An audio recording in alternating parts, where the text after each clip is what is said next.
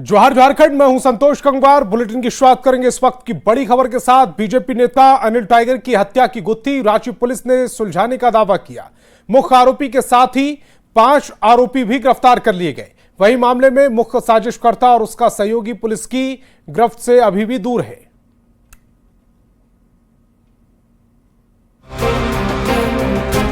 छब्बीस मार्च को अनिल टाइगर की हत्या रांची में सरेआम गोली मारकर की गई थी। कांके में दिन दहाड़े हत्या की वारदात के बाद जमकर बवाल हुआ था। घटना के तुरंत बाद एक आरोपी को मुठभेड़ के बाद गिरफ्तार किया गया था, लेकिन शूटआउट करने वाले मुख्य आरोपी और उसके सहयोगी पुलिस की गिरफ्त से दूर थे।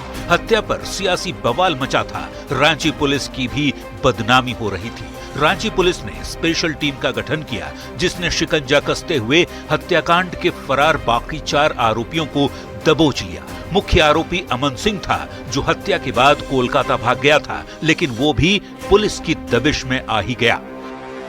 एक अपराधी घटना के तुरंत बाद पुलिस से मुठभेड़ हुई थी और वो उसमें गिरफ्तार हुआ था। रोहित वर्मा नाम का अपराधी, जिसे उस मुठभेड़ वाले कांड में गिरफ्तार कर अग्रसारित किया गया था। उसके बाद जो है उसका एक सहयोगी है अमन सिंह, वह भी गिरफ्तार हुआ और इस घटना में जिसने भी सहायता की उसमें कुल मिलाकर 4 आदमी गिरफ्तार हुए हैं और एक आदमी इस केस में रिमांड पर लिया गया है। रोहित वर्मा को रिमांड पर लिया जाएगा। आखिर क्या रही हत्याकांड की वजह, जिसने बीजेपी नेता अनिल टाइगर को मौत की नींद सुला दिया? जानिए एसएसपी की जुबानी। श्याम गुरु मौजा है कांके थाना क्षेत्र में। वहाँ पर एक जमीन था जो लगभग 10 एकड़ का था। वहाँ पर एक बिल्डर देवव्रत नाथ शाहदेव, वो उस जमीन को बराबर कब्जे में लेने का प्रयास कर रहा था। उसका दावा था कि ये ज़मीन उसकी है, वह किसी पालकोट स्टेट से जुड़ा हुआ है।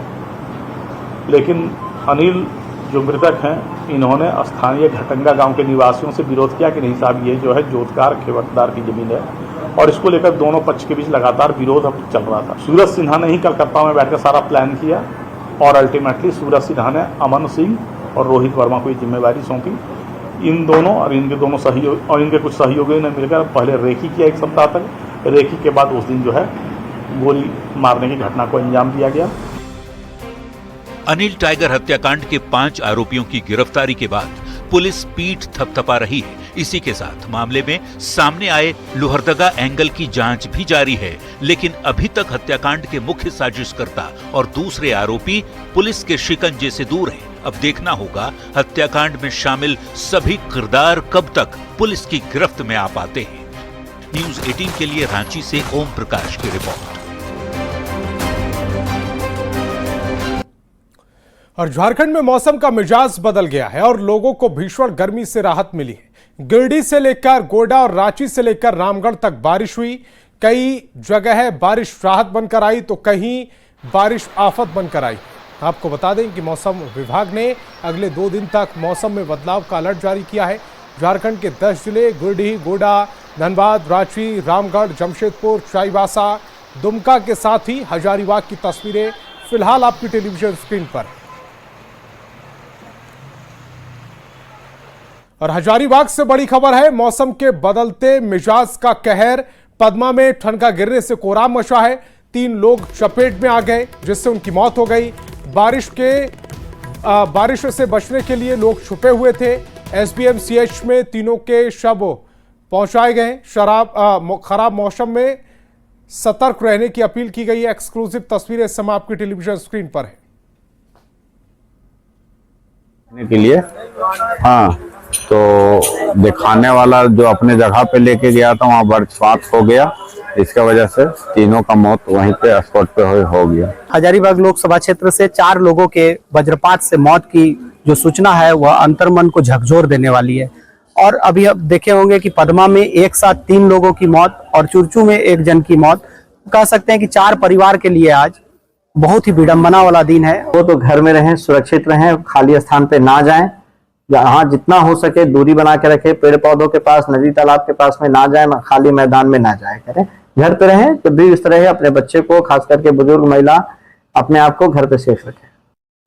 और खबर बोकारो से, जहां बारिश से बोकारो स्टील सिटी के एक ब्लॉक की सीढ़ी धंस गई। इस हादसे में ब्लॉक के ऊपर 4 परिवार फंस गए हैं, जिसमें एक बच्चे को भी चोट लगी है। जर्जर क्वार्टर की वजह से आए दिन यहां हादसे होते रहते हैं और अब फंसे परिवार को शुक्रवार को रेस्क्यू की कोशिश की जाएगी। आपको बता दें कि सेक्टर 12 में ब्लॉक की सीढ़ी गिरना आम बात हो गई है। जानकारी मिलने के बाद बोकारो स्टील टाउनशिप डिपार्टमेंट के अधिकारी और कर्मी पहुंचे और लोगों को कुछ सहायता पहुंचाई गई। कल सुबह ऊपर फंसे लोगों को बाहर निकाला जाएगा।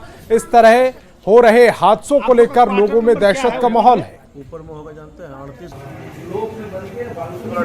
गिर गया। हाँ। जिसमें से हम लोग के ऊपर में मेरी मामी थी, उनको भी मतलब कुछ ऊपर चढ़ी, फिर बगल वाला और एक बच्चा था वो भी जस्ट उतरे नीचे में, तो जिसमें आवाज की वजह से एक बच्चा को चोट भी लग गया। उतर रहा था, अचानक से आवाज हो जाता है, बच्चा डर जाता है। तो कितना लोग आप लोग फंसे हुए हैं ऊपर? टोटल हम लोग चार क्वार्टर है, चारों के मेंबर हम लोग कम से कम फंसे हर घर में 3-4 करके मेंबर है दिए हैं। अभी तो आए यहाँ के प्रशासन जो बीएसएल वाले थे, टी डिपार्टमेंट के और जन, तो उन लोगों को सबको बुलाए थे, आए कुछ हेल्प किए यहाँ पे। और अब आगे का बोले कल जो होगा और वही बोले कि इसको साफ कर देंगे और आगे का ही पता चलेगा। और जमशेदपुर में मौसम ने अचानक करवट ली है। झमाझम बारिश शुरू होने से एक तरफ लोगों को गर्मी से राहत मिली है, तो वहीं दूसरी तरफ तेज आंधी और बारिश आफत बनकर आई। कई इलाकों में बड़े बड़े पेड़ सड़कों पर गिर गए, जिससे कई जगहों पर भारी नुकसान हुआ है। तस्वीरें समय आपकी टेलीविजन स्क्रीन पर हैं। ये तस्वीरें आपको बता रही हैं कि किस तरह से पेड़ गिरने से भारी नुकसान हुआ है। जगह जगह पेड़ गिर गए हैं, जिससे सड़क जाम हो गई है। बारिश आई है, राहत के साथ साथ कहीं कहीं आफत लेकर आई है। और हजारीबाग में चोरों का आतंक बढ़ गया है। हाल यह है कि अपराधी भगवान से भी नहीं डर रहे और भगवान की मूर्ति तक चोरी कर ले रहे। इचाक प्रखंड में स्थित बाबा बंशीधर मंदिर में 250 साल पुरानी लड्डू गोपाल की अष्टधातु मूर्ति चोरी हो गई। चोरी होने के कुछ ही घंटों में मूर्ति को बरामद कर लिया गया। लोगों की सतर्कता और पुलिस की त्वरित कार्रवाई से आरोपी को मौके पर ही पकड़ लिया गया। अभी लड्डू गोपाल की मूर्ति पुलिस कस्टडी में है और लोगों की कोशिश है कि उसे जल्द से जल्द कानूनी तरीके से प्राप्त कर मंदिर में स्थापित किया जाए। तो तस्वीरें समाप्त की टेलीविजन स्क्रीन पर हैं। कुछ ही घंटों में हालांकि मूर्ति को बरामद कर लिया गया, लेकिन चोरों के हौसले बेहद बुलंद हैं। मूर्ति को मंदिर में स्थापित करने की अब कोशिशें की जाएंगी। अष्टधातु की ये मूर्ति सालों साल पुरानी मूर्ति, जिसे चोरों ने चोरी कर लिया।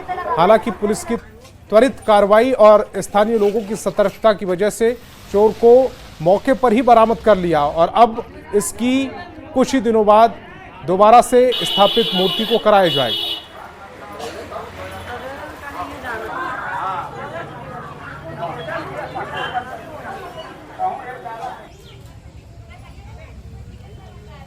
तो 250 साल पुरानी ये मूर्ति थी, अष्टधातु की ये मूर्ति, जिसे स्थापित अब कराया जाएगा। चोरी की कोशिश की गई, हालांकि चोर चोरी करने में नाकाम रहा।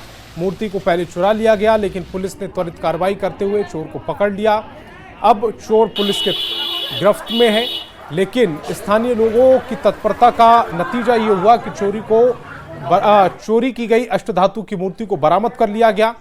कुछ ही घंटों में चोर पकड़ भी लिया गया। तस्वीरें समय आपकी टेलीविजन स्क्रीन पर है।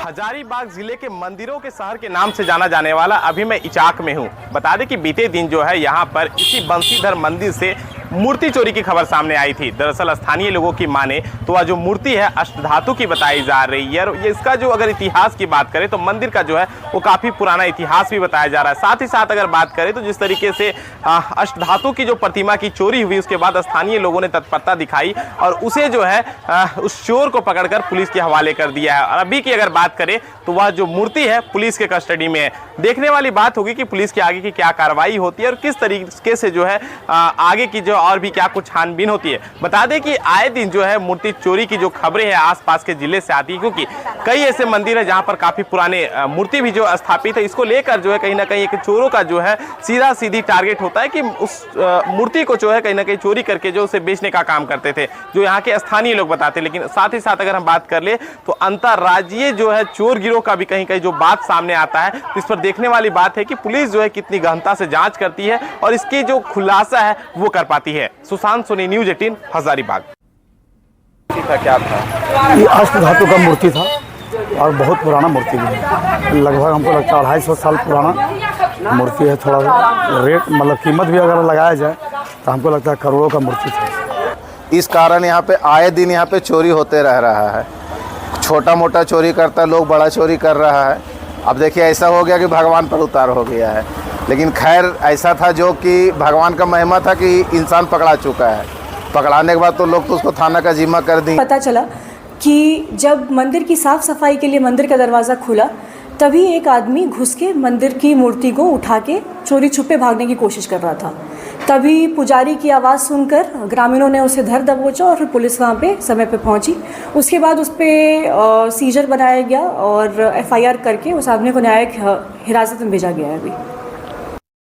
और धनबाद में पुलिस ने साइबर अपराधी के गिरोह का खुलासा किया। व्हाट्सएप पर अश्लील चैट करने के साथ ही लोगों का वीडियो बनाकर सेक्स टॉर्चर के माध्यम से ये गिरोह ठगी करता था। गिरोह के 3 महिलाओं के साथ ही मनीष कुमार उर्फ मोंटी भैया को साइबर अपराधियों ने गिरफ्तार किया है। साइबर पुलिस ने गिरफ्तार किया। अपराधियों के पास से 14 मोबाइल, 18 सिम बरामद किए गए। इनमें एक प्रतिबंधित प्लांटेड सिम भी शामिल है। अपराधियों की गिरफ्तारी बैंक मोड़ थाना क्षेत्र से हुई है। आरोपी की पत्नी फिलहाल साइबर पुलिस की गिरफ्त से बाहर है। इस काम में लगी लड़कियों को दिन भर के काम में 50% की राशि दी जाती थी, जबकि बाकी राशि मोंटी भैया रख लेता था। ऑनलाइन जो है सेक्स चैटिंग वाला काम, लाइव वीडियो भेज करके ब्लैकमेलिंग करना, एक्सटॉर्शन करना, इस तरह का जो एमओ वाला अपराध है वो किया जा रहा था। प्रथम दृष्टया उन सबको पूछताछ में ये भी क्लियर हुआ कि ये लोगों के द्वारा किसी भी व्यक्ति से कंसल्ट करके उसको ऑनलाइन सेक्स के नाम पे चैटिंग करके वीडियो, फोटो ये सब भेज के उनसे पैसे का ठगी किया जा रहा था। और इसी बीच बड़ी खबर, तहव्वुर राणा को कोर्ट में पेश किया गया है। पटियाला हाउस कोर्ट में तहव्वुर राणा की पेशी हुई है। तहव्वुर की पटियाला हाउस कोर्ट में पेशी हुई। NIA की स्पेशल कोर्ट में तहव्वुर की पेशी हुई है। NIA को तहव्वुर की 14 दिन की कस्टडी मिली है। इस वक्त की बड़ी खबर आपकी टेलीविजन स्क्रीन पर, तहव्वुर राणा से जुड़ी ये बड़ी खबर कोर्ट में पेश किया गया। तहव्वुर राणा 26/11 का ये पूरा मास्टरमाइंड माना जाता है। पटियाला हाउस कोर्ट में तहव्वुर राणा की पेशी हुई है। तहव्वुर की पटियाला हाउस कोर्ट में पेशी हुई। NIA की स्पेशल कोर्ट में तहव्वुर की पेशी हुई। NIA को तहव्वुर की 14 दिन की कस्टडी मिली है। बड़ी खबर आपकी टेलीविजन स्क्रीन पर।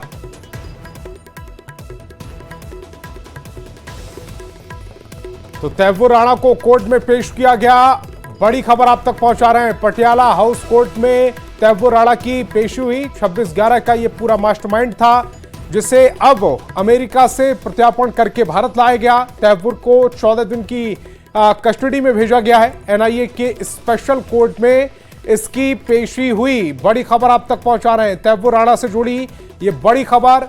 2 तस्वीरें फिलहाल आपकी टेलीविजन स्क्रीन पर हैं। पटियाला हाउस कोर्ट में तहव्वुर राणा को जब पेश किया गया तो उस दौरान की तस्वीर, तहव्वुर राणा की कोर्ट में पेशी और कोर्ट के अंदर की लाइव की तस्वीरें भी इस समय आपकी टेलीविजन स्क्रीन पर हैं। 2 तस्वीरें पूरे घटनाक्रम को बता रही हैं। शंकर आनंद हमारे संवाददाता ज्यादा जानकारी के साथ फोन लाइन पर जुड़ रहे हैं। शंकर आनंद, 14 दिन की कस्टडी में भेजा गया है तहव्वुर राणा। निश्चित तौर पर देखिए इस वक्त की बड़ी खबर कही जा सकती है।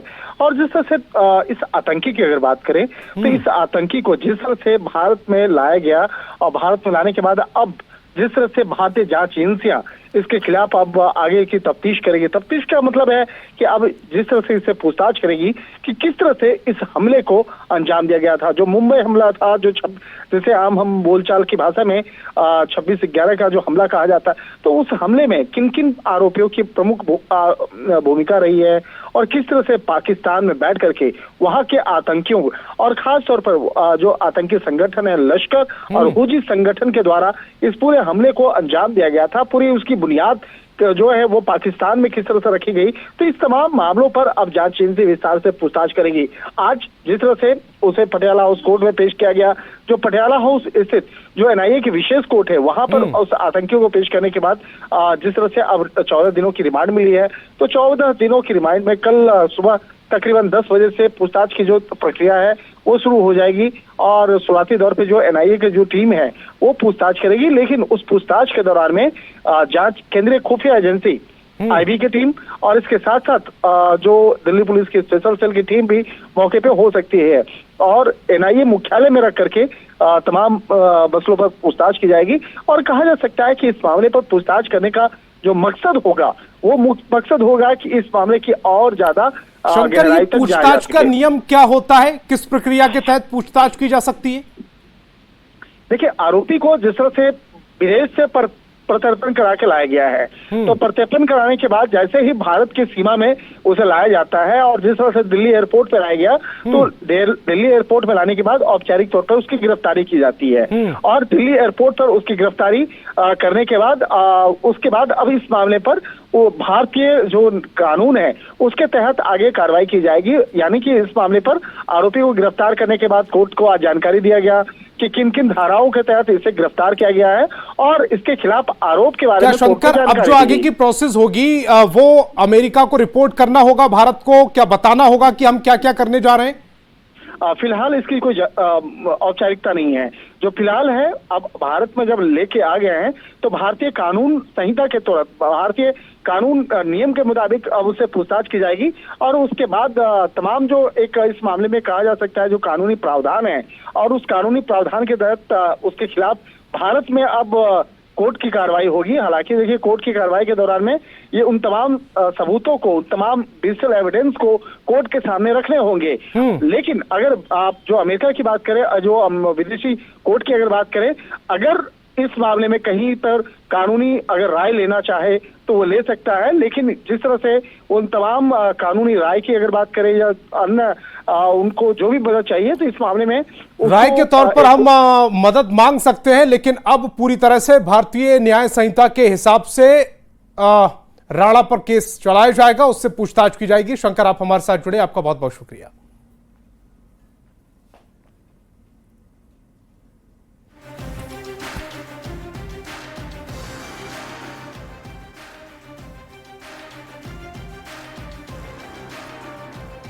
एक तरफ जहां बारिश होने से झुलसती गर्मी से राहत मिली है, तो वहीं दूसरी तरफ भूजल स्तर नीचे जाने से झारखंड के जिले ड्राई जोन बनते जा रहे हैं और पानी के संकट से परेशानी बढ़ती जा रही है। पूरी खबर एक रिपोर्ट के जरिए।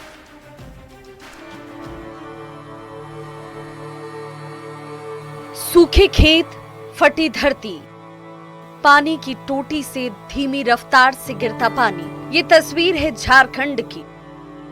कतार में खड़ी ये जिंदगी बूंद बूंद पानी को समेटने की जद्दोजहद कर रही है।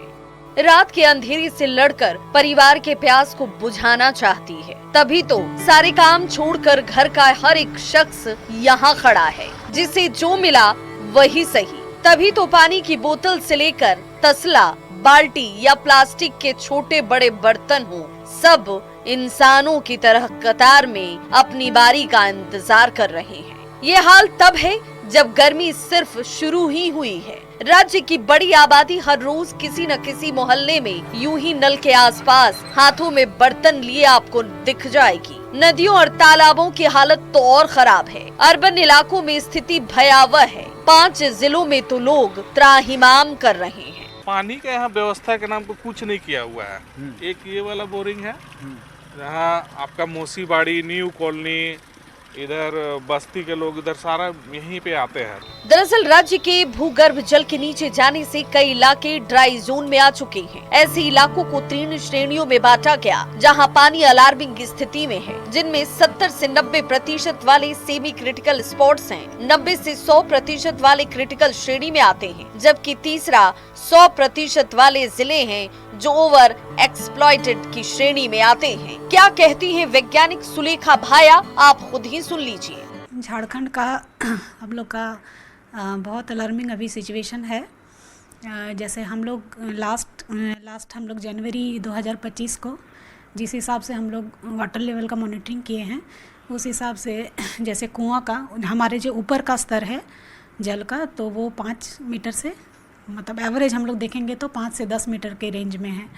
ये तस्वीर खुद ही हालात बताने के लिए काफी है, क्योंकि ओवर एक्सप्लॉइटेड इलाके से लोगों का पलायन शुरू हो चुका है। अगर वक्त रहते इसे ठीक नहीं किया गया तो स्थिति और ज्यादा भयावह हो सकती है। सुबह से शाम तक पानी भरते रहो, पानी जल्दी मिलता नहीं है कहीं। पानी सुखाड़ हो गया है।